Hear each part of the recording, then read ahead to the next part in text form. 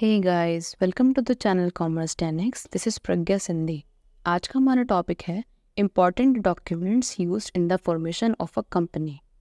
हमारा पहला डॉक्यूमेंट है MOA यानी मेमोरेंडम ऑफ एसोसिएशन। देखो, एसोसिएशन क्या होता है कि जब कुछ लोग जिनका कुछ कॉमन गोल होता है एक साथ मिलकर एक ग्रुप या ऑर्गेनाइजेशन बनाते हैं तो उसको हम एसोसिएशन कहते हैं।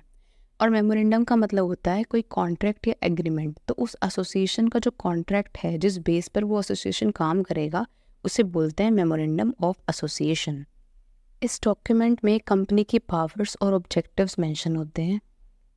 कंपनी के बारे में जितनी भी इंफॉर्मेशन है आउटसाइडर्स को इसी के थ्रू पता चलती है, इसलिए इसे डॉक्ट्राइन ऑफ आउटडोर मैनेजमेंट और चार्टर ऑफ द कंपनी भी कहते हैं। इसके अंदर कुछ मेन क्लॉजेस भी आते हैं। कंपनी की आउटसाइडर्स के साथ कैसी डीलिंग होगी ये एमओए में डिफाइन होती है। तो यही हमारा आज का निमोनिक है इसके क्लोजेस को याद करने का। कंपनी डीलिंग, कंपनी को हम शॉर्ट में लिखेंगे CO डॉट डीलिंग। सी से हमें याद रखना है कैपिटल क्लोज, O से याद रखना है ऑब्जेक्ट क्लोज, D से याद रखना है डोमिसाइल क्लोज, फिर A से हमें याद रखना है एसोसिएशन क्लोज, L से याद रखना है लाइबिलिटी क्लोज और लास्ट में N से हमें याद रखना है नेम क्लोज।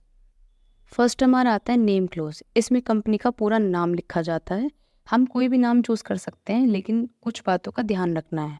अगर हमारी कंपनी एक प्राइवेट कंपनी है तो उसका नाम प्राइवेट लिमिटेड से एंड होना चाहिए, और अगर वो एक पब्लिक कंपनी है तो उसका नाम लिमिटेड से एंड होना चाहिए। दूसरा, जो भी नाम हम रख रहे हैं वो किसी और कंपनी के नाम से मैच नहीं होना चाहिए, और वो नाम गवर्नमेंट से किसी भी तरह का कनेक्शन शो नहीं करना चाहिए। नेक्स्ट हमारा आता है डोमिसाइल क्लोज, जिसे हम सिचुएशन क्लोज भी कहते हैं। इस क्लोज में कंपनी जिस स्टेट में रजिस्टर हुई है या फिर जिस स्टेट में उसका रजिस्टर्ड ऑफिस है उस स्टेट का नाम लिखा जाता है। ये क्लोज बहुत ज़रूरी है क्योंकि कंपनी को उसी स्टेट से ही रजिस्टर्ड माना जाएगा, और एक रजिस्टर्ड ऑफिस वो प्लेस होता है जहाँ कंपनी के सारे इंपॉर्टेंट डॉक्यूमेंट्स रखे जाते हैं। तो रजिस्ट्रेशन कराने के 30 दिन बाद या बिजनेस एक्टिविटीज़ शुरू करने से पहले एक कंपनी का रजिस्टर्ड ऑफिस बन जाना चाहिए। नेक्स्ट हमारा आता है ऑब्जेक्ट क्लोज। ये मेमोरेंडम ऑफ एसोसिएशन का मोस्ट इंपॉर्टेंट क्लोज है क्योंकि इसमें कंपनी के मेन ऑब्जेक्ट्स और सेकेंडरी ऑब्जेक्टिव्स दोनों मेंशन होते हैं जो भी कंपनी आगे परस्यू करेगी।